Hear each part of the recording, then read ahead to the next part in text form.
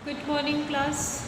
आज हम लोग क्लास 7 का संस्कृत पढ़ने जा रहे हैं। इस क्लास को कंटिन्यू करने से पहले हम आपको बता दें कि आपके 4 चैप्टर ऑलरेडी पहले कंप्लीट हो चुके हैं। आज हम लोग जो है चैप्टर 5 पढ़ेंगे। चैप्टर 5 को आगे बढ़ाएंगे और चैप्टर 4 तक, लेकिन हमने जितने भी आपको चीज़ें पढ़ा दी हैं, जितने भी चैप्टर 4 में जितने एक्सरसाइज वगैरह है, जो भी चीज़ें हैं मैंने आपको पढ़ा दी है, उन सारी चीज़ों को अच्छे से आप पढ़ते रहिए, याद करते रहिए और जो भी मैंने उसमें कराया है उस पर विशेष ध्यान दीजिए।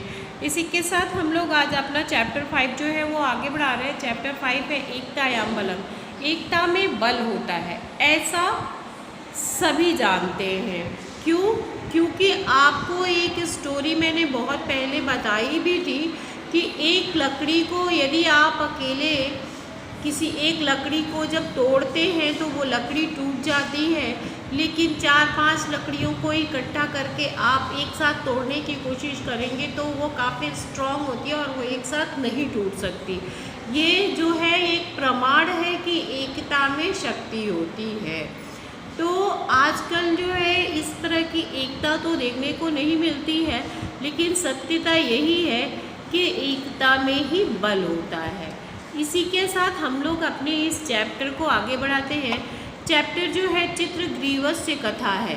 यहाँ पे देखिए, यहाँ पे जो है यहाँ पे बहुत सारे यहाँ पे पक्षी आपको दिखाई दे रहे हैं और इन पक्षियों की ही कहानी इसमें हम लोग देखेंगे। ये देखिए, ये पक्षी है, इसको आप देख पा रहे होंगे। इन पक्षियों की ही कथा जो है हम लोग आज कहानी, एक स्टोरी जो है पढ़ने जा रहे हैं।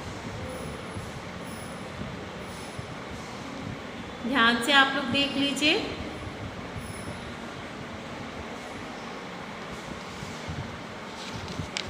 चलिए हम लोग शुरू करते हैं। आसीत दक्षिणात्य जनपदे काम्पिल्य नाम नगरम। दक्षिणात्य जनपद में, माने दक्षिण जनपद में एक काम्पिल्य नाम का नगर था। तस्य समीपे एक विशाल परकटी वृक्ष, उसके पास एक बहुत बड़ा वृक्ष था। और वो वृक्ष किस चीज़ का था? परकटी वृक्ष यानी पकड़ी का वृक्ष था। तस्मिन कपोता नाम परिवारा निवसन्ति स्म। उस वृक्ष में ऊपर नीचे सब जगह कबूतरों का परिवार जो था रहता था। तेषां मुखिया आसीत चित्रग्रीव कपोत राजा। कह रहे उसका मुखिया जो था वह कबूतरों का राजा कपोतराज था। कबूतरों का राजा जो था चित्रग्रीव जो था उसका मुखिया था। एकस्मिन् दिवसे एक आखेटक तस्य वृक्षस्य समीपे जालं विस्तीर्य अन्नकणानां व्यकीरत्। एक दिन एक शिकारी उस वृक्ष के समीप जाल बिछा दिया और उस जाल पे अन्न के दाने को बिखेर दिया। कालांतरे कपोता नाम परिवारा तस्य जालस्य उपरि उड्डयन आगता। ते सर्वे कपोता बुभूषिता आसन। कह रहे हैं कुछ समय बाद सारे कबूतरों का परिवार उस जाल के ऊपर उड़कर आ गए और बैठ गए और वे सब भूखे थे। अन्न कणान दृष्ट्वा ते अतीव प्रसन्ना अभवन्। अन्न के दाने को देखकर वे सब बहुत ही प्रसन्न हुए और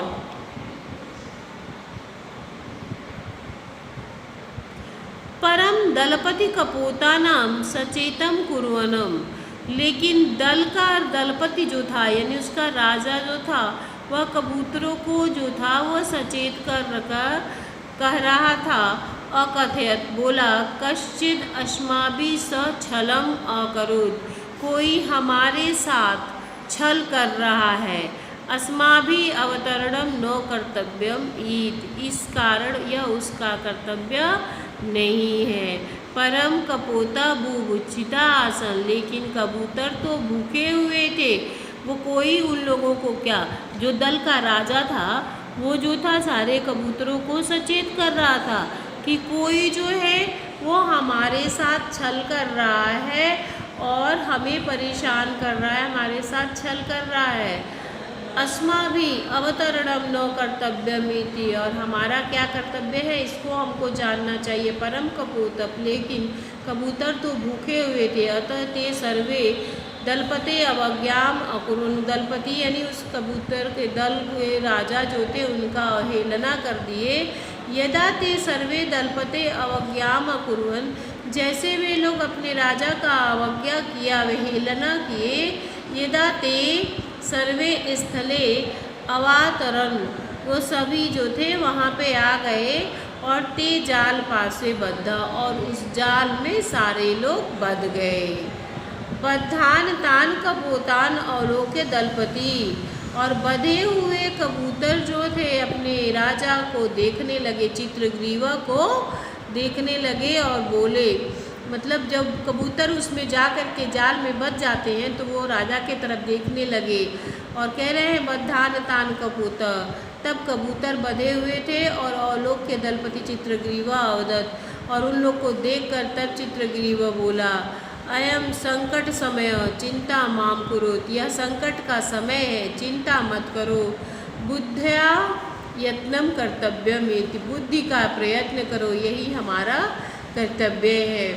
एक सटीक राजा, मुखिया या किसी बड़े व्यक्ति का यही कर्तव्य होता है कि जब व्यक्ति किसी मुसीबत में फंस जाता है तो उसको डांटने, उसको मारने, उसको गाली देने से अच्छा है कि आप धैर्य के साथ उसे कुछ अच्छा सोचने के लिए कहिए, ताकि वह वहाँ से मुक्त हो सके, उन चीज़ों से, उस बंधनों से, उस परेशानियों से उबर सके।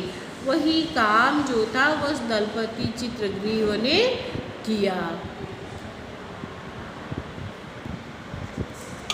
क्षणम विचिंत्य चित्रग्रीवा अवदत्, थोड़ी देर सोचने के बाद चित्रग्रीव बोला, यूयम सर्वे मम संकेते मम युगपद पूर्व दिशायाम उड्डयनम कुरु, तुम लोग मेरे संकेत को पाना, जब मैं तुम्हें संकेत दूंगा तब तुम लोग मेरे संकेत को देखना और मम युगपद पूर्व दिशायाम उड्डयन कुरु, और तुम लोग पूर्व दिशा के तरफ उड़ने की कोशिश करना। कह रहे हैं मेरे संकेत को पाना और जब तुम लोग मेरे इशारे को समझना उसी समय तुम लोग जाल के साथ ही सारे लोग एक साथ उड़ने की कोशिश करना और पूर्व दिशा में उड़ जाना। वयम सर्वे मम मित्र, कह हम सभी लोग मित्र हैं। हिरण्यक मूषक राजम प्रति गच्छाम, वहाँ मेरा एक मित्र है जो मूषक राज है, हिरण्य नाम है जिसका, वह मूषक राज है।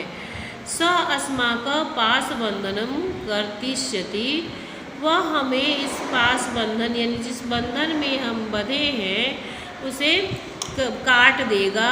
और अनंतर वयम सर्वे मुक्ता भविष्यत इति, और हम सारे लोग जो हैं उस पास बंधन यानी उस जाल में जो फंसे हुए हैं उससे हम लोग मुक्त हो जाएंगे।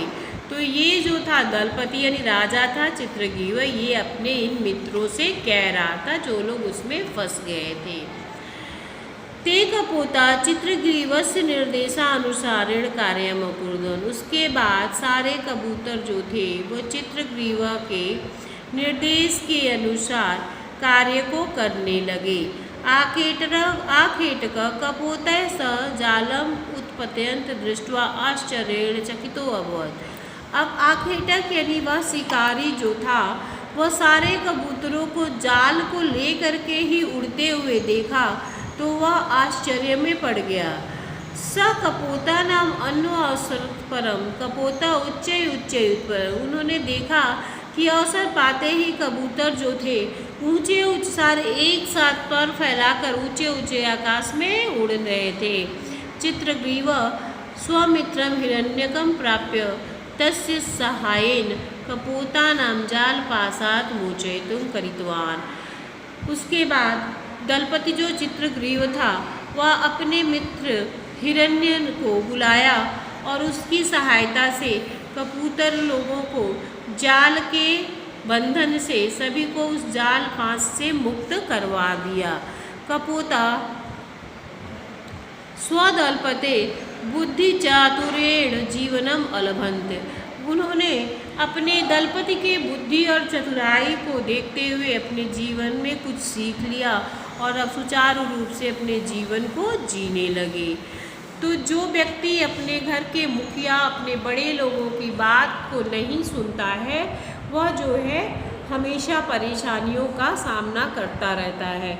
लेकिन जो उनकी बात को सुनता है और समझता है, वह कभी भी परेशान नहीं होता और हर परेशानियों से मुक्त हो जाता है। ये इसका मॉरल ऑफ द स्टोरी है। इसके बाद आते हैं हम लोग जो है अपने वर्ड मीनिंग पे। इस चैप्टर में ये वर्ड मीनिंग है। इन वर्ड मीनिंग को आप पढ़िएगा और इस बुक से ही पढ़िएगा, इसे कॉपी में नहीं लिखेंगे। और सारे वर्ड मीनिंग जो है आप यहाँ पे बुक से करेंगे। नेक्स्ट एक्सरसाइज में जब हम लोग आते हैं तो इसमें दिया हुआ है क्वेश्चन नंबर 2 कि निम्नलिखित शब्दों के अर्थ बताइए। यहाँ पे जो शब्द हैं इनके अर्थ लिखने हैं। अन्नकणानाम, सचेतनम, बुद्धया, विस्तीर्य, अलोक्य, कपोतय, बुभुचिता। इसी के साथ साथ आपका रिटेन वर्क में ही, ये इसको भी हम लोग रिटेन वर्क में ही करेंगे। यहाँ पे आपका रिटेन वर्क में एक और क्वेश्चन है जो है निम्नलिखित पदों का संस्कृत वाक्यों में प्रयोग कीजिए। इनमें से कुछ पद आप सेलेक्ट करके संस्कृत वाक्य कर सकते हैं इस पे। उसके बाद 4 नंबर वाला क्वेश्चन जो है निम्नलिखित शब्दों की मूल धातु लकार, पुरुष और वचन बताइए। तो इसे तो आप छोड़ दीजिए, मूल धातु के लकार, पुरुष और वचन वाले इस शब्द को छोड़ दीजिए, क्योंकि ये तो आप बहुत बड़ा हो जाएगा और आप सही से कर नहीं पाएंगे।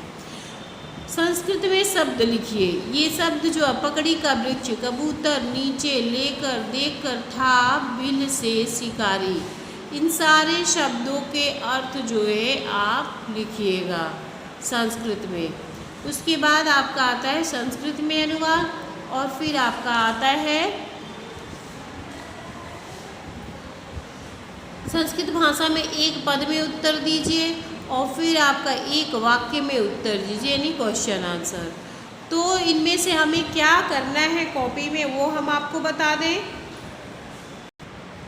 तो ये चैप्टर चूँकि हमने इस पे आपको देखा कि आपको हमने ये चैप्टर की स्टोरी पूरी पढ़ा दी है और पूरे चैप्टर की स्टोरी से रिलेटेड जितने क्वेश्चन हैं, इस क्वेश्चन का हम लोगों को PDF के थ्रू भेजना है और इसे आपको करना है।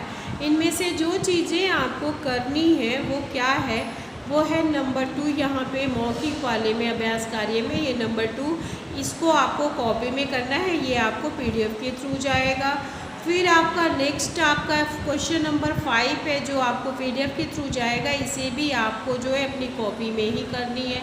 संस्कृत में अनुवाद में से कुछ अनुवाद इनमें से जो आप सही तरीके से कर पाएँ वो अनुवाद आपको जाएगा PDF के रूप में, उसे भी आपको अपने कॉपी के अंदर करना है।